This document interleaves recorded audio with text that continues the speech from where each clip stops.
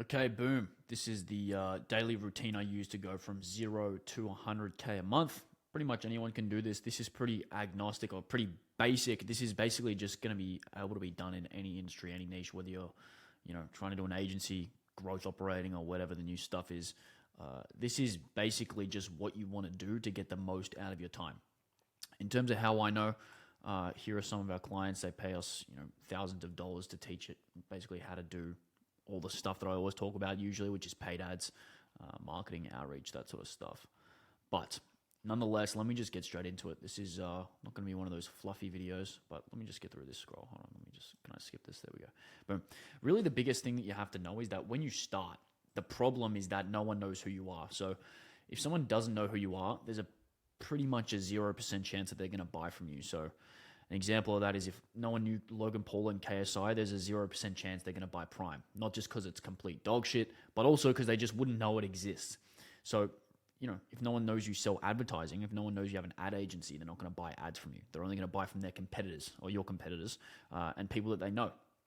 And it's one of the most obvious things and kind of the most overlooked things as well, because you think it's not a big deal just because it's almost like right in front of your face. But if they don't know who you are, you're absolutely screwed in terms of selling to them.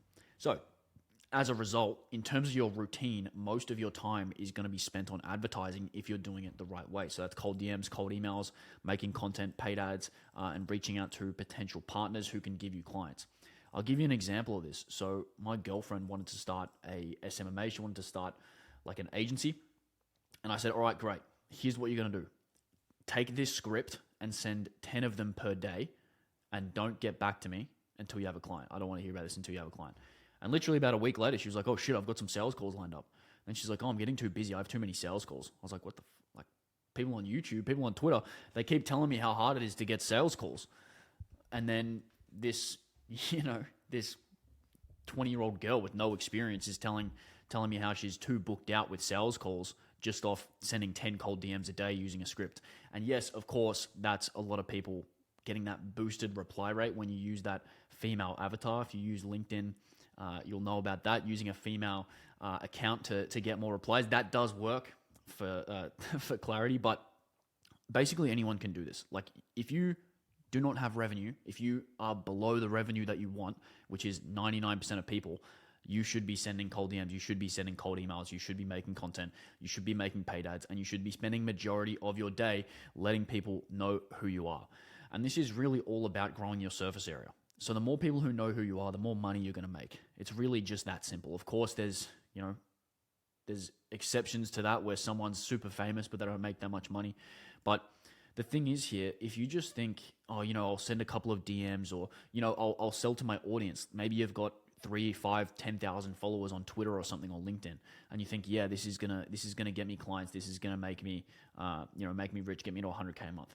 But the reality is you need a lot more traffic than that. I had a client the other day who was like, yeah, I launched my lead magnet to my audience. I don't know why though, it didn't get that many opt-ins. It didn't get that many leads. I only booked 1 or 2 calls. And I said, okay, well, how many opt-ins did you get? How many followers do you have? All this stuff. And then he's like, yeah, so I launched to my audience of maybe like 5 or 10,000 followers, and he got 200 opt-ins on his lead magnet. And I was like, well, 200 opt-ins, it sounds like you could book a lot of calls. But if you think about getting 200 leads on paid ads or 200 opt-ins on paid ads, that might cost you $500 worth of ad spend. So for example, 200 opt-ins, let's say you're getting even a $5 cost per lead on paid advertising. This is like Facebook ads. That means you're going to have spent $1,000 on paid ads. Now, of course, you're going to want to have booked more than 2 calls if you've spent $1,000 on paid ads, but that is still a $500 cost per booked call. Let's say you had a $3 CPL, which is doable. You spent $600 on paid ads, and now you're at what's that? A $300 cost per book call because you booked 2 calls. Remember. So if you spend $600 on paid ads and you're booking calls for $300, you're probably thinking, okay, cool. I booked 2 calls. Basically, nothing has happened yet. I'm nowhere near on the way to 100K a month. because I booked 2 calls. I've done one thing that booked 2 calls. You need to be constantly marketing and constantly getting leads, because you need to book hundreds and hundreds of sales calls in order to grow to the revenue level that you want to grow, specifically when you're selling things that require sales calls, or, like clients, or selling high ticket stuff. You need to book a shit ton of sales calls. And to book a shit ton of sales calls, you need a lot of people to know who you are. So for example, if you want to book 200 sales calls so you can reach a certain amount of revenue, how the hell are you going to do that if not even 200 people in your industry know who you are?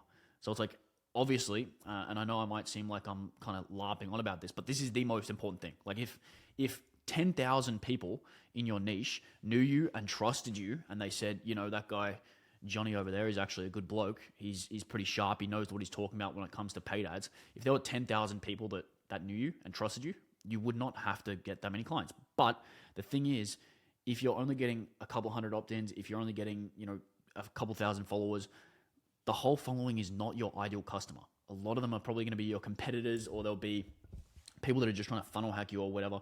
So you need to constantly be growing your surface area and getting in front of new people, not just the same old people and reselling to them in your audience, but new people. So in terms of how to set up your day, your highest priority, your biggest priority needs to happen first. So for example, if your biggest priority is advertising, therefore you need to do that in the first hour. If you like advertising in the morning, then do that. If you like working out, if you like exercising in the morning, not advertising. If you like exercising in the morning, do that. If you like working out at night, do that. It doesn't really matter. But you need to be spending 5 hours per day, but really not that much in the grand scheme of things, 3 to 5 hours per day working on the business for it to work. So whether you work out in the morning, whether you work out at night, that stuff doesn't really matter. People are going to try and give you what works for them. Really what you need to do is kind of figure out what works for you over time. You just need that 3 to 5 hours per day to work on the business, and you're pretty much good to go. Then the rest of your time can be spent working in the business. So, doing things like fulfillment, client meetings, etc. At the start, you're going to feel pretty busy, but later on, you pretty much realize that you weren't working that hard at all, and you were kind of dicking around. That's like when you look back on, what you were doing last year or what you were doing 6 months ago, you're like, wow, I was really not that locked in. I could have been going so much harder. So when you feel overwhelmed and when you're like, shit, I don't know how to do this, I don't know how this works, whatever it may be, you feel overwhelmed, just keep going, because in 6 months, you're going to look back and think you're a joke anyway. So you may as well try and make your future self proud. Anyway, the overview of the actual routine, you want to be doing 8 to 12 hours per day. Don't really need anything more than that, in my opinion. So have a quick morning routine, 15 to 60 minutes, deep work, 5 hours, then working in the business. So obviously that goes up and down as necessary. Once you start booking calls, you have meetings, managing team, etc., and doing fulfillment. That's going to be, taking a good chunk of time. And then you want an end of day routine. This is the most important part of this video. If you take one thing from this video, I want it to be the end of day routine. Very, very underrated and very important. So stick around for that. In terms of your morning routine, you don't need a 3-hour morning routine, but you're also probably not going to want to just kind of go straight to work unless you're a robot type thing. Personally, I like doing some cardio in the morning, grabbing a coffee, and then doing a little bit of admin and rolling into deep work. During that time, you really want to avoid your phone or any kind of cheap dopamine, because that kind of just trains your brain to seek that type of dopamine during the day. So you'll be more addicted to your phone, which, if you're watching this video, I'm sure you don't need to be more addicted to your phone. You're already, plenty addicted. And you want to avoid any sort of cheap dopamine. So whatever you're doing in the morning that is kind of like that the impulse, like, you grab your phone, get on Instagram, do whatever you do, you dirty dogs. Don't do that in the morning, because it only makes it harder to focus later. What you can do is you can make a checklist like what I've got here to reduce the mental load of what you're doing. So, for example, make bed, get coffee, feed dog, do cardio, set up water station. That just means getting a bunch of water. Read major definite purpose and read your standards. So major definite purpose is basically like your number one goal and why you do stuff, and your standards are basically just who you want to be. So, for example, I work X amount every day. I do this amount of exercise per week. Here's how I treat my clients. Here's how I treat my relationships.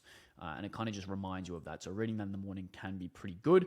And also, if there's specific things that always spell your downfall in the morning, absolutely have that on this checklist. So for example, me, I, in a past life, not now, because I've completely solved it, because I'm, absolutely perfect these days. In the past, I've been pretty bad at, like waking up slowly in the morning. So I'll wake up, I'll kind of roll around in bed. You know, it might take me 30 minutes to kind of get rolling, 45 minutes. All of a sudden, it's taken an hour and you haven't really done anything. That was my absolute, that was my biggest crime. Like my vice almost was loving how slow I would love to move in the morning. And that's fine if you've already made it and you've already done everything you want to do. But if you need to grind, you need to get that first 100K month. You absolutely need to be identifying these things that consistently fuck you over and just removing them. So, for example, quite a few times I've had to write down, get out of bed in 10 seconds of the alarm, get out of bed in 10 seconds of the alarm. And I'll just give myself that dopamine, yes, tick, done. And when you do that for a significant amount of time, it actually ends up becoming normal over a certain period. But when it's your number one vice, you have to keep it in mind constantly and kind of install that new standard for you. So that's a good one on that. Next up, you have your deep work. So you want to do this in 60-minute installments with a 10 to 15-minute break. Obviously, phone on D&D in another room, coffee, get a focus app like Self-Control, Brain FM, Nicotine Gum, and you also want to have a clear plan of what you're doing. So don't just get down to your desk and just be like, what the fuck am I even doing? That is a really good way to get no work done whatsoever. And if you really think about it anyway, like having your phone in another room is not going to like immediately make you focus because, if you've got an iPad, if you've got a laptop, if you've got whatever, if you want to be distracted, like if you allow yourself to be distracted, you are going to be distracted. You can get Brain FM, you can get Nicotine Gum, you can get all of these focus hacks. But at the end of the day, if you're not training yourself over time to continually get better at focusing and continually do more focused work and get better at it, it's just not going to work because all these tricks, there's always something you can do to just counteract that trick. Like I know a lot of people get this app on their phone that might block, Instagram or something, or block a certain app, and then you can just unlock it if you really want to use it. So what you want to do is avoid that. Yes, you need all these safeguards, but for example, having your phone in another room, it's basically the exact same thing as, if you're trying to lose weight, not having snacks in the house. So if you're just trying to add a little bit of a delay before you fall into that impulse. And what I mean by that is, of course, if you don't have fatty food in the house, if you don't have junk food in the house, you can still go to Macca's down the road and go and get your junk food. But that delay to the impulse is what is going to help you to basically become conscious and remind yourself that you need to focus or you need to not eat junk food in order to reach your goal. So that's really what you're looking for. And when there's things like having your phone on D&D, yada, yada, yada, really what you need to do for it to actually work is to remind yourself why you need to focus. So before you grab your phone, before you go and do that thing that's going to prevent you from working, you have to remind yourself why you need to focus and what's at stake. Oh shit, if I don't do this now, I've got meetings later, I'm not going to get it done, then I'm going to have to wait till tomorrow all of a sudden. And you need to constantly remind yourself of these things or it's just not going to work. So keep that in mind. During this time, though, when you're actually focused, you want to be doing outreach, paid ads, content, and working on advertising stuff. Like I said before, number one priority, no one knows who you are, you need to advertise. There is zero money made unless you let people know about your stuff. You need to sell. There's never enough of eyeballs. There's never enough marketing done. You can always do more. People think, someone like Hormozi's famous, and then you meet people that are in the business space, they'll have no idea who he is. They'll be like, who's that guy? That's pretty interesting.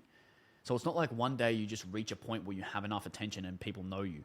You just need to constantly do that until you're done with growing, basically. Because if you're not letting people know who you are and people aren't finding you, you're not growing. Obviously, there's referrals and stuff, but that's just a mechanism to let people know who you are. Is other people talking about you? It's just a different form of advertising, but you want to pour fuel on that fire. So next, in terms of how to segment deep work, you want to do 60 minutes of outreach, 60 minutes of paid ads, 60 minutes of content, and you still have 2 hours left. So you can either spend that on more of the above or work on other areas of your business. Here's an example. I just set this up quickly. You might have a high leverage task, prospecting, content creation, another most important task as well.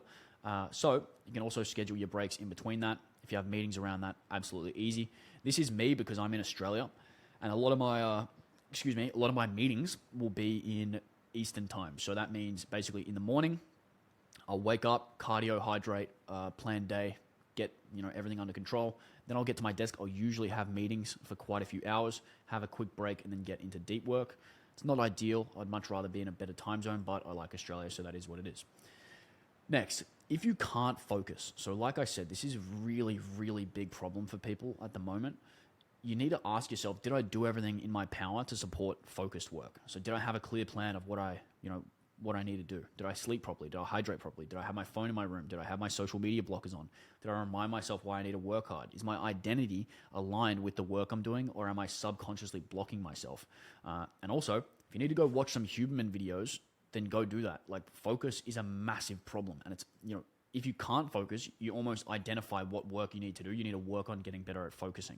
So it's a good thing to always break it down, is like, if you can't achieve the work, then you know what you need to work on. Because if you can't achieve the work, you need to work on yourself to be able to achieve the work. It's really important. Next, this is the most important part of the video. So I know it might sound cringe, but it's going to 10x your sleep. And, as we know, if you 10x your sleep, you kind of do 10x your life. For a while, for context, I would never fall asleep well. It would take me a really long time. It would mess up my routine. I would just not enjoy the process of sleep, because I just knew I would go to bed, I would sit there for an hour trying to get to sleep, and I would just fuck it up routinely. Then what I did was I implemented this, and my sleep quality went bonkers, and my life got a lot better. So really what you need to know is that your brain needs to transition. For a really long time, I used to just get off my laptop and then just go straight to sleep, because I'd finish working at like 10 p.m. I'd already been trying to go to bed at 9 p.m. and I'd be like, fuck, I need to go to bed. Like, you just try and sleep and your head hits the pillow. And then it's like the floodgates open, and all the thoughts that you weren't kind of allowed to think during the day, or your brain didn't allow yourself to think during the day, just come flooding out while you're asleep, and your brain's still racing because you've had zero time to transition. That makes a lot of sense, because you're working, you're focused on other stuff, and your brain hasn't had time to slow down and kind of let these thoughts and all these ideas you have during the day pass through. So what you need to do is give your brain the opportunity to get into rest mode, aka parasympathetic nervous system, which is basically the opposite of fight or flight mode, which, if you know anything about that, fight or flight is basically just being when your nervous system just says, lock in, we got to go. Fight or flight, we're either dipping or we're getting in a fight. So you can imagine what that does to your hormones, what that does to your body's systems in general. We need the complete opposite of that to happen. So we need to be really just on the way down. That basically makes you fall asleep easier, get more sleep, and also get higher quality sleep as well. So let me give you a bit of an idea. So my end of day routine for inspiration is basically just number one is avoiding anything that's really high stimulation, like moving fast, getting too excited, because you basically want to be meditating your way to sleep, even while you're awake. It sounds really weird, but I think once you do it a few times, you really consciously just think, okay, clock's past 8 p.m. I need to be consciously bringing myself down so I can then move towards sleeping. Works really well. I remember when I was maybe like 16, 17, I was reading a Stephen King book, which is like a horror book. And I would always sleep so badly, because it was not that it was so scary, but it was so exciting. I was reading like The Shining or something like that. And I would always sleep so bad because I was just too stimulated by the book. Like, the book was too lit. It's too good of a book. So you can't read that before bed. You need to go read something boring. Like, go read, I don't want to throw shots at any authors, but you want to just do boring stuff, or do stuff that slows you down. So for example, after I sauna and cold plunge, I sleep like an absolute baby. So I'll go in the sauna, 20 minutes. That lets any thoughts, pass over. Hit the cold plunge. That really gets your hormones just kind of completely chilled out, excuse the pun. And then I'll just kind of have a shower, walk the dog, go home, eat dinner, and go to bed. And that kind of allows you, it's a pretty significant amount of time if you want to get to the gym, sauna, cold plunge, maybe sauna again if you want to do some contrast therapy type thing. And then eat dinner, shower, and then plan the next day in your journal, and add any learnings from that day in the journal to clear your head as well. If you do all of these things before bed and consciously try to not go on your phone, don't stimulate yourself too much, don't get sucked into working until 5 seconds before bed, you really just set yourself up for being able to focus. But even in saying all this stuff, the main thing I want to kind of put as the overarching point here is that the thing that is going to make you get to the goals that you have is going to be doing the stuff that basically gets you there. And what I mean by that is you need to advertise, you need to fulfill well for your clients. All this stuff, that is what gets you there. The routine is not necessarily what gets you there. I know people that work way less than this and get the same result. I know people that work more than this and get potentially worse results. Because the thing is, the work and the quality of the work is always what determines your outcomes. And if you can achieve that in less time or more efficiently, that's great. The thing you need to keep in mind, though, is that if you can increase the quality of your work and the extent of your work, like the volume of work that you can do by adding things into your routine, it's better. So, for example, if I trade 1 hour of working for going and doing cardio in the morning, that might let me get 2 hours of extra focus back. So, for example, if I'm getting a 2x return on my 1 hour of like cringe routine stuff, then all of a sudden it becomes very, very worth it and not a waste of time. But if I'm spending 4 hours fucking around in the cold plunge, you know, all of a sudden the return on my time gets worse and worse. So, yeah, hopefully that helps. If you want more videos like this, and specifically like how to do advertising, how to make money, how to do outreach, all that stuff, you can find that all over my channel. Outside of that, I hope this is a good video. I hope it was valuable. See you in the next one.